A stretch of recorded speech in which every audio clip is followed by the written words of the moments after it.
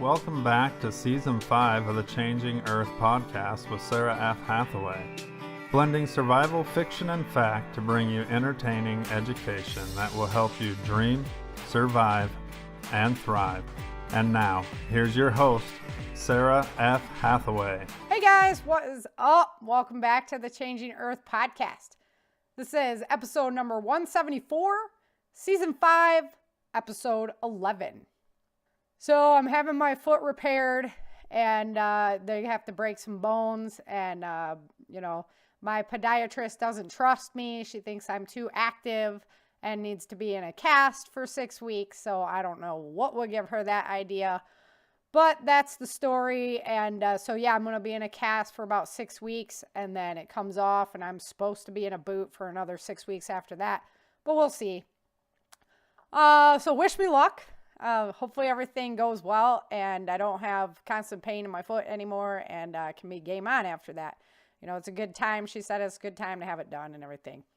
So I always think about, like, what if stuff were to hit the fan right after a surgery or something like that. I'm sure a lot of you out there are also, having some medical procedures or something done. So it's just something to think about. I've already thought about, like, how I would saw off the cast and things like that, because you know me, that's just where my mind goes.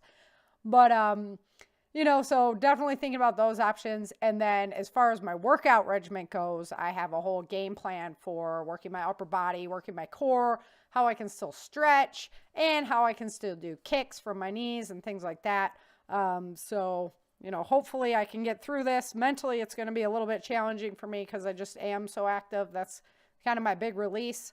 I asked her, can I go on the exercise bike, stuff like that? And she really doesn't want me to. She wants me to non-weight bear for 6 weeks. So it's going to be a challenge for me, but my mom, is super awesome. Love my mama.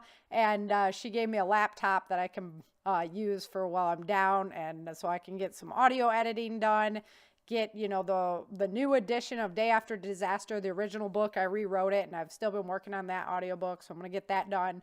I'm working on book number 7 and hopefully I'll make a lot of progress on that.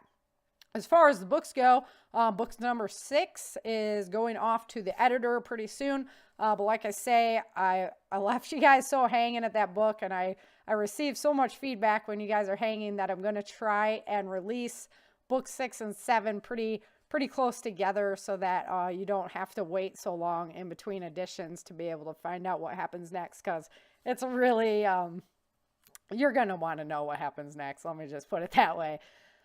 So that's kind of where I'm at as far as everything goes. We're just still, getting ready for winter here, planning on the long game, even though hopefully it'll be a short game. If anybody's looking for a house in California, mine is for sale currently, and that means it's official. I can announce it on the air. It is official that we will be moving, and we're just taking that adventure one step at a time. And as soon as the house sells, then we'll be headed out. We're going to Texas. So finally making the move there and getting the heck out of California. We just can't do it anymore. So in light of everything, the recent elections and everything like that, even if, we did want to reinvest, it's definitely not going to be here. So I'm really, there's my martial arts family, love them to death. And today I actually have my instructor, Chief Master Dan Lovis, on the show. And it's going to be a great interview today, but I'm definitely going to miss my martial arts family most of all, and some of my close friends. But it's just kind of the step we need to take at this point, and hopefully I'll have some exciting news about upcoming events and things that I have in the works right now. So don't want to elaborate too much right there, but that's kind of what's happening with Sara and where I'm going. I want to give a shout out to all of my Patreon members. With Thanksgiving coming up, I just can't thank you enough for all you do for me to keep this show on the air and keep plugging along.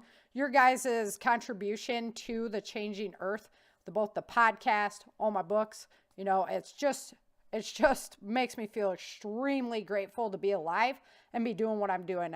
I work so hard at educating individuals so we can make these prepared communities, and it's just so nice to know that I have the support out there to keep going. So if you've got an extra moment, you please head on over to patreon.com. It's www.patreon.com. It's www.patreon.com/thechangingearth.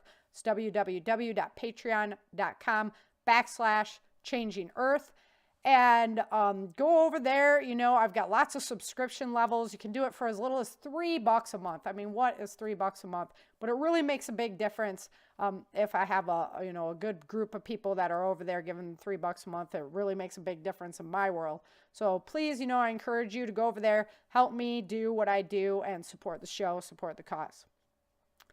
Alrighty, so last week on the Changing Earth podcast, in the Dark Days in Denver book, we went out to the homesteads with Dexter, and we got to see a little bit of what's going on out there. Homesteading is going to be absolutely essential in any kind of disaster situation. It really helps to have these homesteads that are, food producers. They have space for like evacuating animals and stuff. We're looking a lot at that in California right now because of the fires up north. A lot of animals had to be evacuated out of there. So having these areas where that's possible, where you can help people out is just really, really key. So I really wanted to delve in more to the homesteading aspects in this book. But this week, Erica is facing some of the repercussions of her activities when she was at the concert.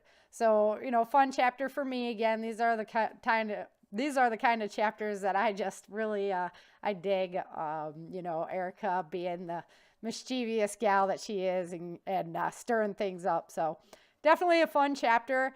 And, although Erica is not an addict to drugs, it really made me think a lot about if you have an addict in your survival group, in your mutual assistance group, what are the ramifications to the group from taking that individual in? We have a lot of people on pharmaceutical medication. We have a lot of people that consume alcohol on a daily basis. Those are two biggies that if we had a large-scale grid down event and those things were removed, what's going to happen with those people? It's a really important question.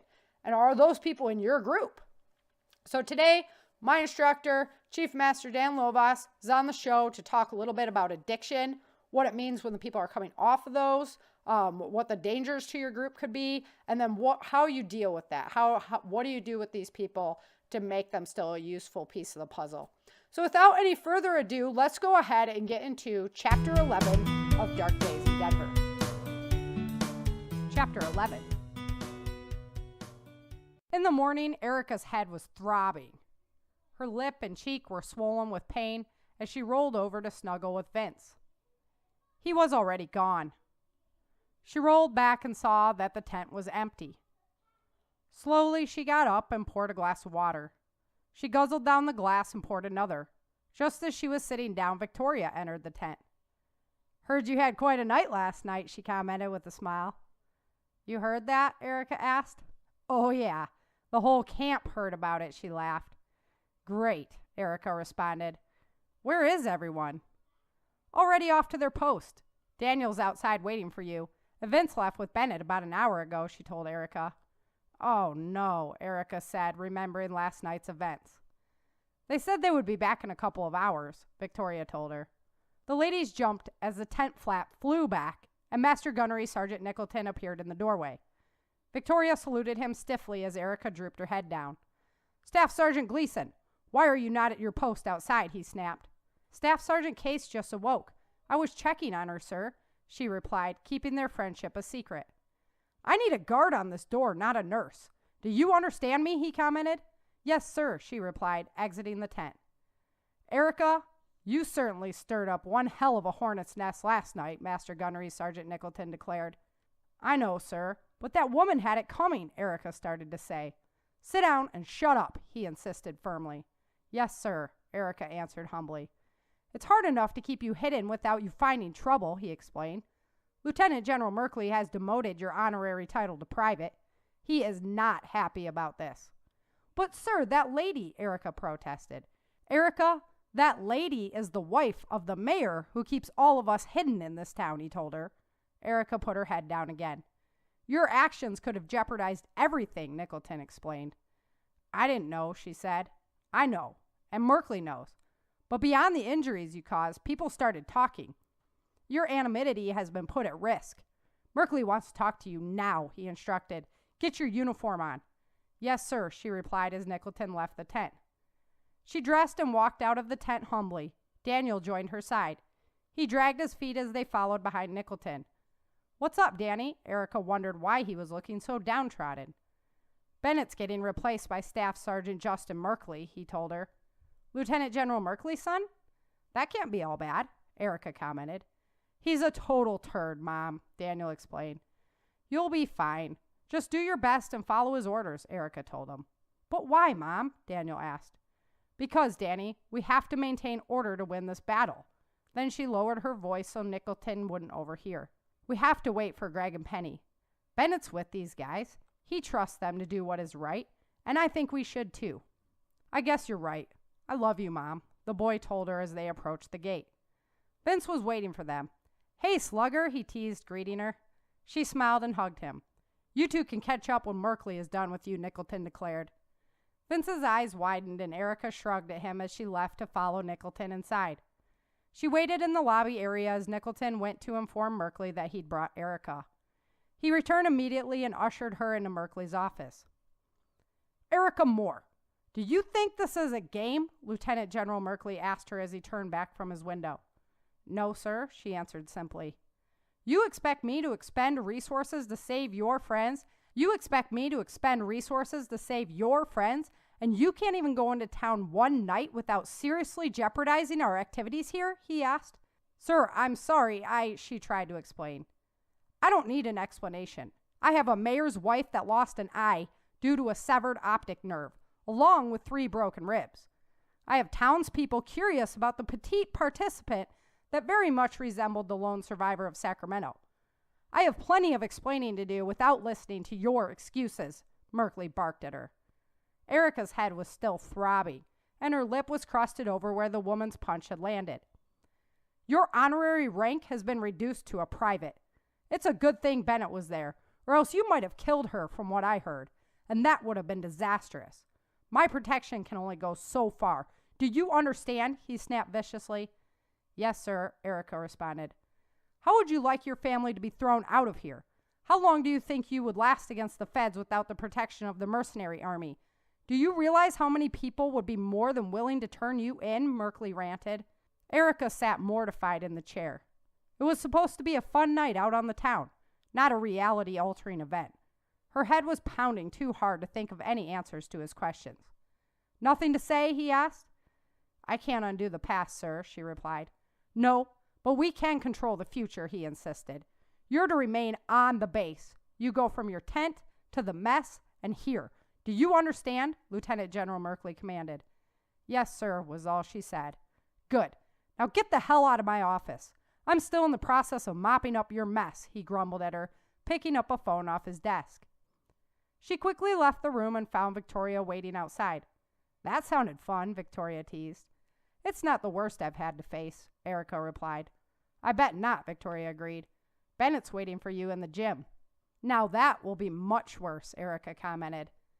They walked down the hall back to the lobby and turned to go into the gym. Good morning, sweetie, Bennett boomed especially loud as she came in. Erica grabbed her head, shrinking from the noise. I guess I should thank you, he jested. For what? Erica wondered quietly. Merkley restored my rank and said I should be given honors for dealing with you all these years, he chuckled. I guess that makes up for that bruise on your face, Erica jested. Oh, now you got jokes? He asked, touching his face. You're a private now, right? Looks like you're back under my orders. Where's my sir? Are you serious? Erica asked. I am. We're back to square one. Vince agrees we need to keep training. That lady took you down, Bennett attested. I was drunk, Erica replied. No excuses, Erica. On guard 24/7, Bennett said. What happened to relax and spend some time with your family? Erica wondered. You purposely evaded Hensley, Erica. I know you, Bennett retorted. No, he just didn't notice us leave. He was too busy with some young chickie to notice, Erica defended. But you noticed, Bennett countered. Erica sighed heavily. I can't do this today, Bennett. Oh, no. You can't give up now. You've never given up before, Bennett told her. But I'm tired, Bennett, Erica replied. The people have given up on me. I can't fit in anywhere. My friends are out there. My family is strong and can take care of themselves. I'm done. I can't fight anymore. Staff Sergeant Gleason, can you go guard the door? No one comes in, Bennett insisted, sending her away. It was just Erica and Bennett standing outside the ring. Come here, he commanded. She complied slowly, walking towards him. Standing before him, she awaited his assault. He reached down and hugged her tightly. He held her as she cried. He knelt down on one knee and stayed in front of her as he let her go. I know it's been hard, Erica. You've been called upon to fill roles bigger than your little shoes could ever fill. You put everything at risk, time and time again, for a thankless job of trying to restore freedom. Freedom for a people that are full of opinions. But it's worth fighting for. It's what made this country great. A place where all people are equal. I know I'm a hard ass. I told you a long time ago I was going to push you until you broke, but I would never give up on you, and I still won't. If you give up, what will the people do? Bennett told her. I don't know, Bennett. I don't even like people that much, she explained. He chuckled. They'll give up too. You got this, Fireball. You sure? Erica asked. I believe in you, he said, hugging her again. Now enough blubbering. Do you think you can suck it up and get a workout in? Yes, sir, she replied with a small smile and her crappy salute. She wiped the tears from her eyes and went to wrap her wrists.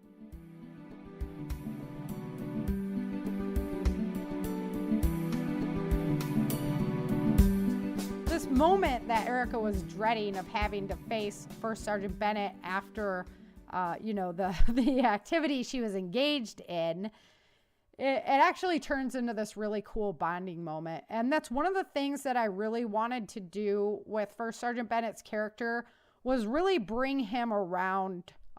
He has been such a part of the puzzle for so long that I really wanted to bring his character around, that, he's really a guardian for their family and for Erica, and he's always going to be there to protect her. And so I really wanted to paint him in this light, and this sequence here is where a lot of that happens. There'll be some more to come, so you just have to check that out. But in the meantime, Erica had this time where she, went out and engaged in drinking and in smoking and in doing these things. And, we have people that are doing this on a regular basis every day in the United States, not to mention how many people are on pharmaceutical medications. I read a really scary statistics where it was like 7 in 10 people are on pharmaceutical medication, and like 4 out of 10 are because of, mental instability, whether it be depression, things like that. So really, really scary statistics. And it got me thinking about it, and I really wanted to explore the topic. And here today to help explore the topic with me is Chief Master Dan Lovas. He is a martial arts instructor. When Dan was young, he was fascinated by Bruce Lee movies. They spoke to his soul in a way that nothing else had. He desperately wanted to learn how to move like Bruce, so he found a boys and girls club that offered judo and kung fu. He took them both. Plagued with indecision over which one he liked best, he decided leaving either of the styles behind was not an option. One day, while practicing forms at a 24-hour fitness, a man, Joe Tucker, challenged him to a sparring match. Dan's confidence was high, and even though Joe broke his foot over Dan's head, the outcome of the match came out much differently than Dan expected. Joe introduced Dan to Taekwondo and Chief Master Jack Corey, who was a third-degree black belt at the time. Applying his previously established training regimen to Taekwondo, Dan's passion for competition grew. He jumped at every chance he had to compete and compiled a long list of competitive accomplishments, including 1990 ATA World Champion, 2-time ITC National Champion, 2 times GSKA National Champion, Full Force World Champion, Barnacles Fighting, 15-0 with 9 head kick KOs. Taekwondo is still a way of life for Chief Master Dan Lovas. His relationship with Chief Master Corey grew, and he still trains under him to this day. Chief Master Lovas' teaching instruction is internationally renowned, and he has been named Instructor of the Year 4 times.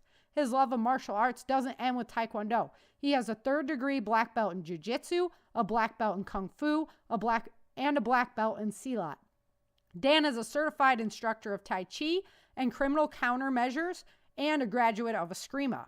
Even with all these other accomplishments, Taekwondo is his love, and he thanks God for it at the end of each day. Many years have passed since 1988, when Dan received his first Dan in Taekwondo, but his dedication and commitment to the art have earned him the honor of testing for his 8th degree, which he got in October of 2017. If you would like to contact Chief Master Dan Lovas, you can do so at www.auburnmartialarts.com. That's www.auburnmartialarts.com. So let's go ahead and welcome Chief Master Dan Lovas to the show.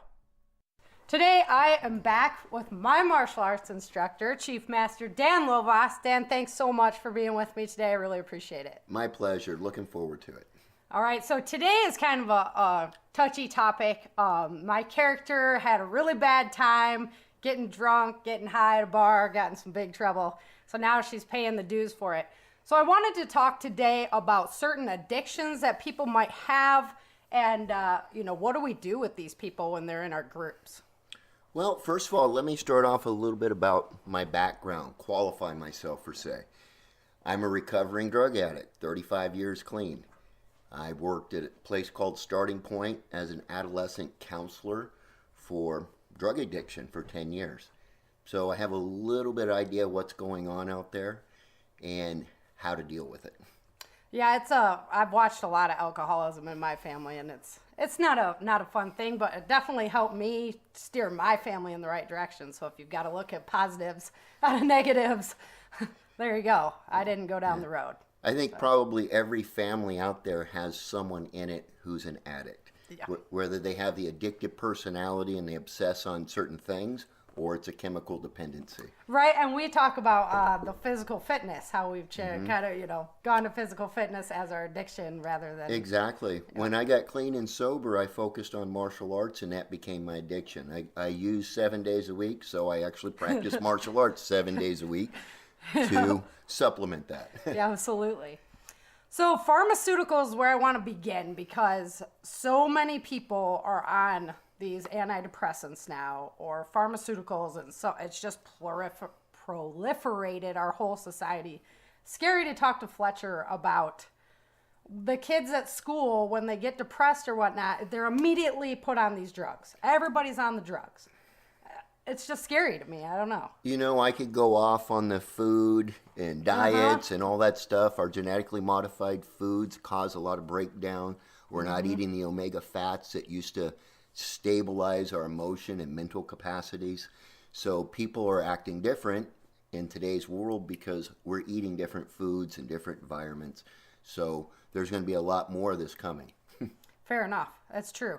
That's why I'm so normal when I eat all my almonds and there you go. And the avocados and everything. People don't realize that for depression and things like that, omega fats really do really well. Lavender oil can take someone off Prozac in a week. So simple things like that could be a smart thing to store up on omega fats and things like that for people who are on different types of antidepressants. And you could get the omegas in like a supplemental form, right? And store that back? You can. Yeah. You can. It's really simple. I mean, you can do all different types of nuts and store nuts, vacuum seal them, almonds, walnuts, coconut oil. All these things are omega oils, avocados.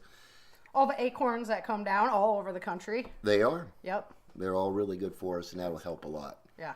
So pharmaceuticals is just where I start because that's the legal one. Well, alcohol, but that's the legal one, and it really was surprising to me just when Fletcher talks about, we've got healthy options we can use to change that instead of using all these pills and all this garbage, basically. Absolutely. Everybody looks at him like he's got 6 eyes. Like, well, what is this stuff? What are you talking about, kid? You and your tea. Well, what we're taught in schools that there's medications to fix almost everything. And the old ways, if you ate the proper foods and did the proper things, we didn't have these symptoms. I mean, there was no ADHD and dyslexia and things like that people were given medications for 50 years ago. And now it's an epidemic. Yeah, it's Charles Ingalls. Big pharma. Yeah, Charles Ingalls was always like, work it out, right? If you're having problems, go work out it out. And cut firewood and do that. I mean, instead, that's what I do. I hit my bag. Smart. I do a lot of that. So, all right, let's move on to alcohol because alcohol is one that is so acceptable, again, like pharmaceuticals. Everybody, a lot of people are like, Sara, how do you raise your kids like you do? How did they turn out like they do? And so, we're at areas and people are like, oh yeah, I can't wait to get home and have my 6 beers when I get home. And I'm like, that's not us. That's not our point. We go home, we still spend time together, and that's what we do. Well, Sarah, you have a healthy lifestyle. You guys work out, you have endorphins every day. Your whole family trains in martial arts. Not everyone's getting that fix every day of the endorphins of the workout. And they go home, they feel great, and they don't need all those other things.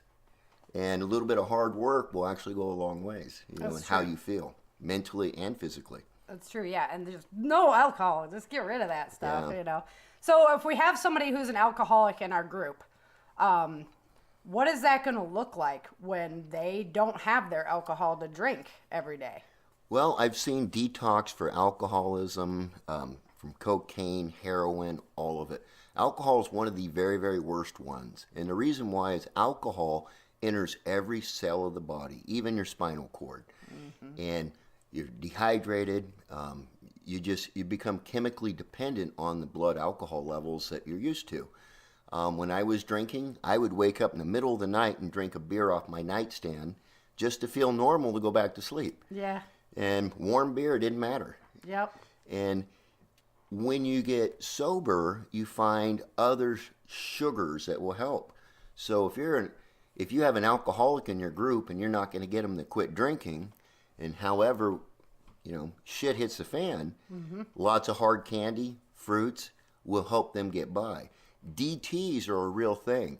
In treatment facilities, I'll put them on Librium and Valium and all different types of things to help buffer them, to put like a fuzzy warm bubble around them when they detox. People die from detox of alcohol. It's the only one that they really die from. People don't die from heroin detox, but they do from alcoholism. That's how bad it is. Yeah, blood pressure just goes through the roof. Yep. Yeah, that's scary stuff. I've watched it a lot, honestly, and it's not a comfortable thing to watch. Oh yeah, and when an alcoholic doesn't have their regular drink of choice, they might drink your mouthwash. They might drink anything that Rubbing alcohol, even perfume. I've seen them drink in treatment facilities. Nasty. Yeah, it is. But yet they're trying to get back to normal. Yeah. To an alcoholic, all their nuts and bolts are loose. They take a drink, and all of a sudden, all their nuts and bolts are tightened, and they feel normal. Mm-hmm. So they need to start working on coping skills and learning who they are to be able to live. And there's people that have been drinking for, 35, 40 years. So if shit were to happen, and then now you don't have it no more. Like, well, at least everything happened at the same time. So it's a big change, and everyone's going through a change. So there's lots of sympathy from everyone, or empathy, we'll say, because everyone's experiencing it at the same time. Are these the type of people that you'd have to worry about, like, screwing your group over, basically, to get their drink? An alcoholic, if he doesn't have alcohol and that's his choice, he might drink your rubbing alcohol, might raid your medical supplies, look for painkillers, something to feel different. Yeah, okay. All right, so let's go into a little bit about tobacco. I know that's one that you don't like.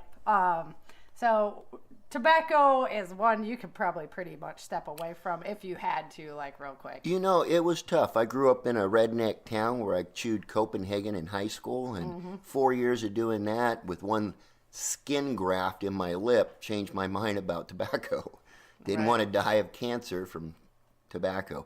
It was difficult, but it was easy to quit once I decided I like to live more than I wanted to die. Right, yeah, it's one you can definitely walk away from. And I don't see like somebody who's a smoker like turning in their group just so they can get a smoke or something like that. No, in fact, it would be the opportunity for them to quit right there. I mean, where are they going to buy it? Yeah, absolutely. So the alcohol, pharmaceuticals, I could see somebody kind of being like, oh man, I got to get my stuff. However, I do have bottles of alcohol and cartons of cigarettes in my bug out for cash, barter. Yeah, absolutely.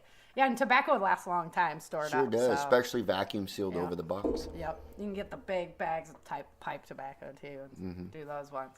All right, so let's step into some of the harder drugs. Unfortunately, I've watched a lot of friends on these drugs too, which is kind of why I pulled myself out of a lifestyle that I was in as a kid. And, didn't want to go down that road anymore. So let's touch on just cocaine a little bit. The supply would be cut. I mean, if you're looking at an SHTF situation, the supply is cut. So now you have a cocaine addict that, boom, no more. Yeah. If they're snorting it, that's something they could stop. If they're basing it, it's going to be a lot harder for them. It's a lot, free basing it, it's in their system longer. It's going to have a stronger effect on them. So it's going to be much harder for them. Smoking quit. crack. There's cocaine. that big of a difference between snorted. Yes. Okay. So it's they're breaking it down more, so they're getting more out of it. Got you. Pretty dangerous. When they don't have that, they lose their confidence. So a lot of cocaine users have high levels of confidence when they're loaded, and as soon as they're not loaded. So that a lot of times people in those situations getting brand new clean, they're not very useful in a lot of areas. It takes them 3-4 months to get up confidence of being normal, sober again. So, and everyone's a little different, but I've experienced that quite a bit in the 10 years that I worked with recovering addicts. I would agree. Some of the addicts that I know are like, I wouldn't be able to do what I do without it. And I'm like, no, you're super smart and strong and just fine. Like, you'd be just fine without it. Yeah, working in the treatment facilities, I ran across people that had all different types of degrees, extremely financially successful. However, they drank or they did cocaine, they did heroin, they did meth. And it was ruling part of their life. And eventually, it would take all their life, their families, their kids, their wife, their job, use up their money, or they'll die. So, the people that come into treatment realize that. It's probably, intervention's been done and they're dealing with it. However, if a practicing addict all of a sudden was cut off, and they would be going nuts to get fixed. So they're a practicing addict. I did methamphetamine, so I'm really aware of what they would do. If I ran out of money, I would steal something to go sell it to get loaded or to trade it to get loaded. Yep.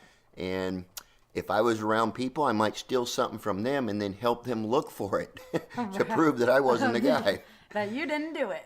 So, I mean, an addict will do anything they can to get loaded.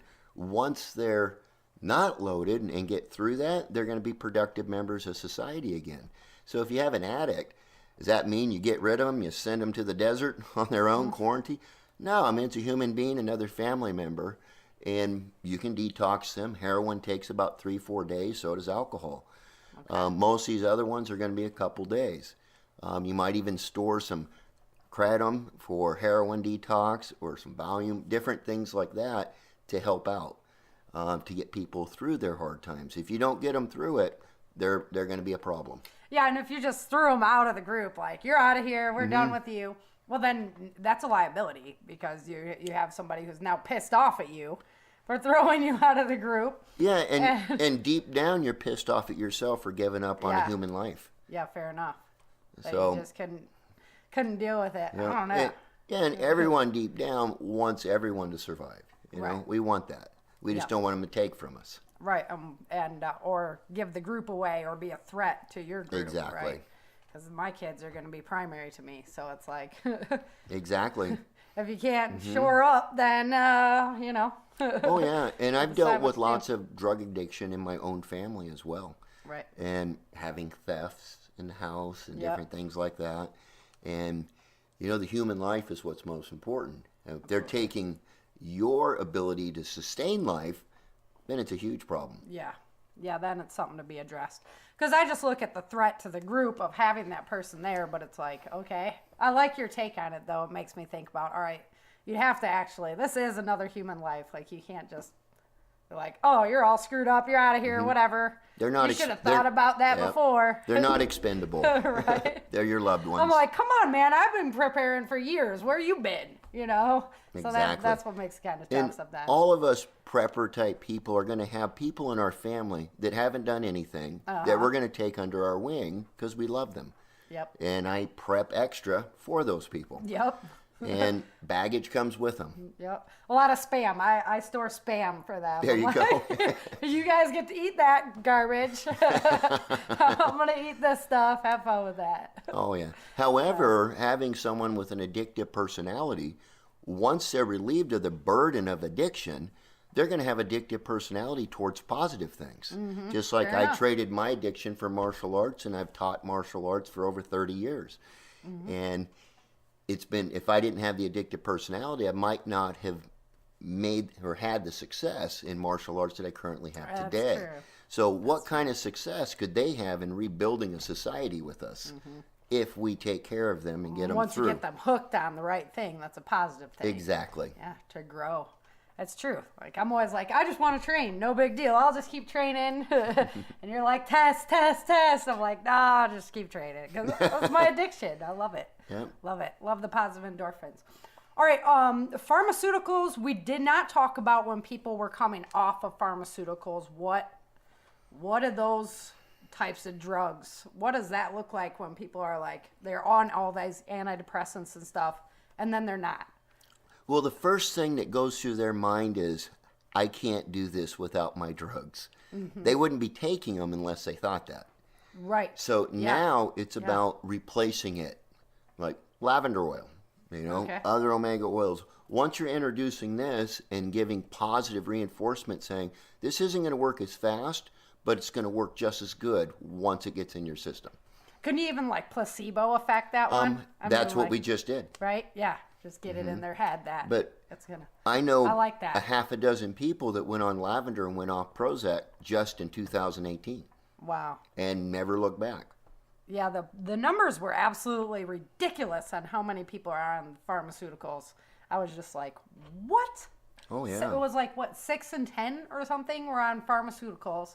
And then 3 out of 10 was all for mental problems. I think it's boredom. Find something to do, right? Or reintroduce fats into your diet. Fair enough. Yeah. Everybody trying to cut it out. It works. Alrighty. Well, that was a short interview, but I think we pretty much killed it. So that's a good one. Awesome. You want to tell everybody where to find you? I'm doing some blog work for you. That's been fun, so I can get over there and read it. You can find me at auburnmartialarts.com. It's the best place to find me. Yeah. We've got the website, got the building. Get over there if you're in the area because it's just fun. It's a ton of fun. Come out for some aggression therapy. Yeah. Me and Brock always tease. That's our marriage counseling. We put on the sparring gear and go for it. Seems to work. It works, right? Yeah, absolutely. My wife and I do the same. Right. All right. Thanks very much. You're welcome. Thanks for having me. Thank you so much, Chief Master, for coming on the show and sharing your wisdom with us. It's something that a lot of people don't really talk about. Is kind of the item that gets hidden under the rug, and nobody wants to take a look at all these addictions and the pharmaceuticals that a lot of people are ingesting. But it's a really, really important topic to think about now and to know how you're going to handle those situations once they approach. Because it's a very, very difficult time to go through with addicts when they are withdrawing. So you have to be ready for that, and you have to know who in your group you're going to be looking at that with. So thank you for coming in and helping me explore this topic. I also want to take a moment to say thank you so much from the bottom of my heart to all of my Patreon contributors. You guys are what keeps the show on the air. Honestly, I would not be able to do it right now without your support and your contributions.